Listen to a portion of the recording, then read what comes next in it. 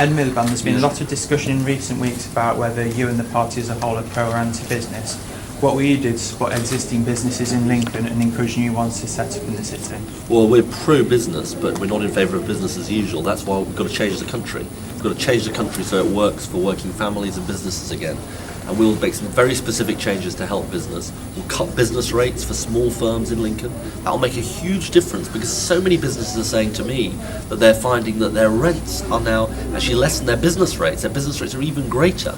So it's actually those kind of policies for small business, making sure there's a skilled workforce, making sure we stay in the European Union, the kind of policies that will help businesses in Lincoln. As you'll be no doubt aware, East Coast Main Line will be reprivatised on March the 1st, and the watchdogs recently raised concerns about higher fares and reduced quality resulting from this privatisation. How will you ensure rail passengers in Lincoln get proper quality services at an affordable price? Well, it's a wrong decision that they've made. They should have kept it in public hands. We want more of a role for the public sector in our railways. East Coast showed it could work. And that's what we'll do for the future. And we'll have something else. We'll make sure we have a proper fare cap. Because the government has a fare cap which isn't really a cap. It allows prices to rise by far more than the cap is supposed to allow. So a proper fare cap and having more of a role for the public sector when it comes to our railways. A lot of our readers got in touch. One of them, Mark Barnes, asked, how will you change the education system to help underachievers and not just focus on high achievers? Well, it's a really important question that Mark asked. I think we've got to make sure we have an education system that caters to everybody, the talents of all of our young people. And that means that's vocational education as well as academic education. It's creativity in the classroom. It's the best teachers in our classroom. And it's also something else, protecting the education budget.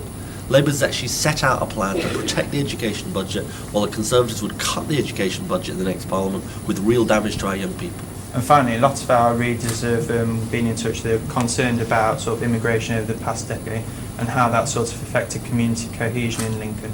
How do you think this needs to be addressed, and how would you tackle the problem of illegal immigration in office? Well, we've got a clear plan to make sure that we control immigration with fair rules. So when people come here, they won't get benefits for the first 2 years. And we've also said we'll stop employers exploiting migrant labour and undercutting wages.